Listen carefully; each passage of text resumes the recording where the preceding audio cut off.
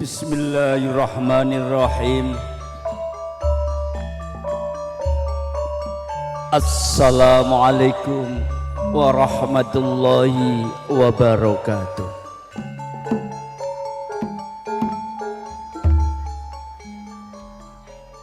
Alhamdulillah. Alhamdulillahi rabbil alamin. Wassalatu wassalamu ala asrafil anbiya'i wal mursalin wa ala alihi wa ashabi ajma'in.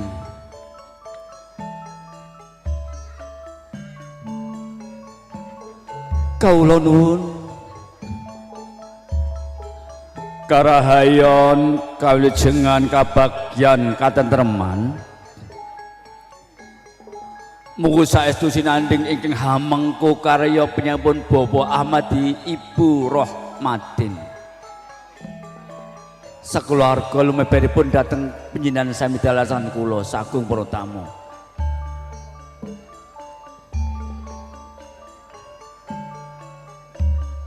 Para pinesepuh, para sesepuh ingkang dadi nabekten, para rawuh, para tamu balengkah agung sapa ingkang minantu ing karahayon.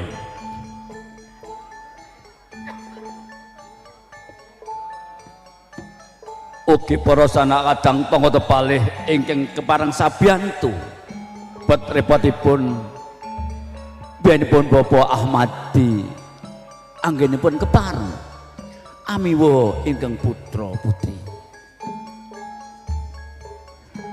Datan kata lumpen datang para kadang pramuladi katering ingkang saestu sampun sabiyantu menggah lancaripun pahargyan wonten ing enjang menika.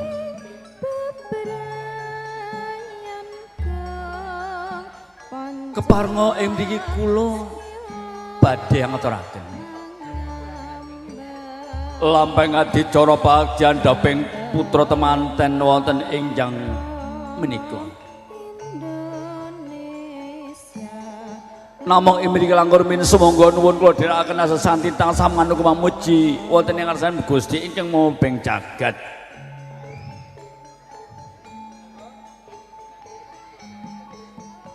Ingkang estu sampun paring nikmat barokah hidayah dhateng panjenengan sedaya dalasan kula.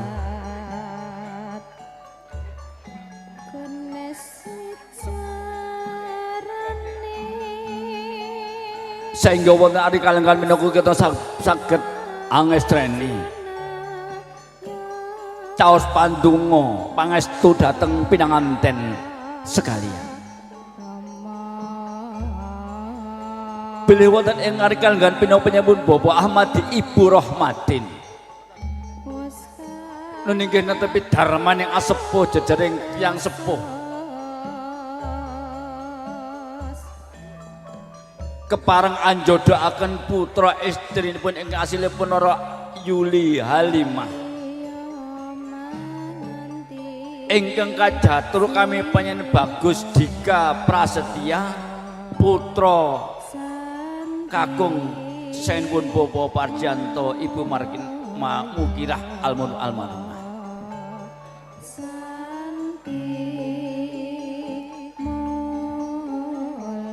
Awit tambahin jurung donga pangestu dening para pinesepuh bilih putra temanten sekalian sampun kepareng nindakaken adicara lampah suci ijab saha kabul wonten ing laladan kantor urusan agami Kecamatan Ngemplak. Sedanipun tasah manggirayu wilujeng nirbaya nir ing samikala. Para rawuh para tamu pelenggah kakung saputi bilih adicara ing sepiran nggih pambuka kalajengaken adicara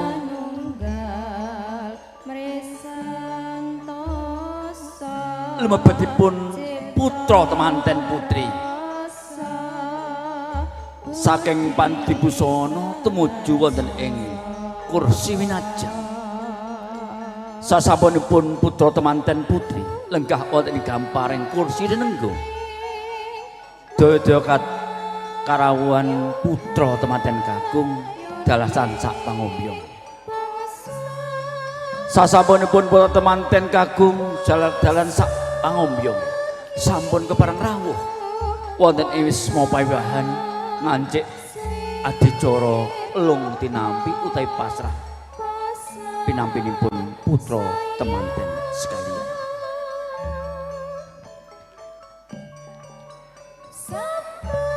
Paripurna adicara pasrah panampi kalajengaken adicara adat kacar kucur dalah sungkeman mangkaten.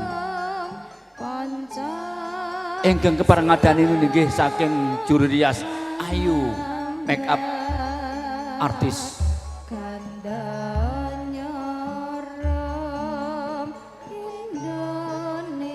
Pratandha paripurna pagyan wonten ing enjang sang menika mbok pilih mangke.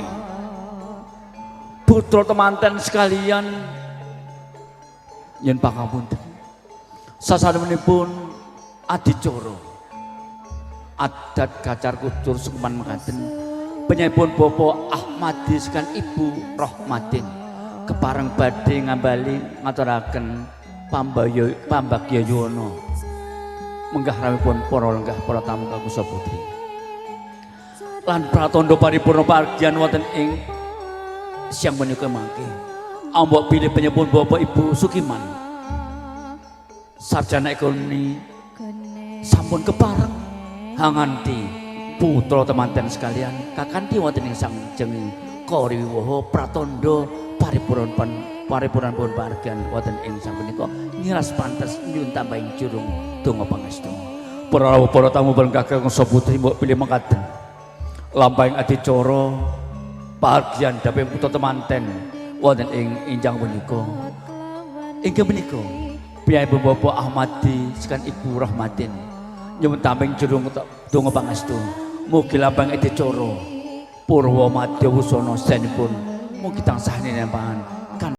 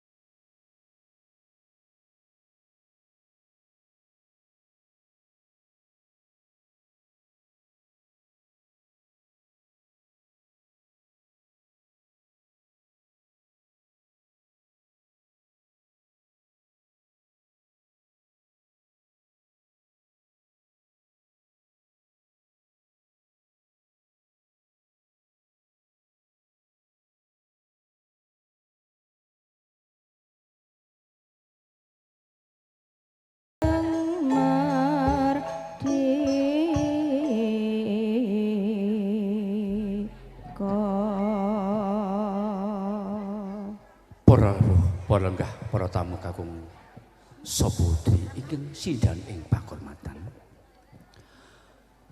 kasrebing campur sari kanthi babar santi mulya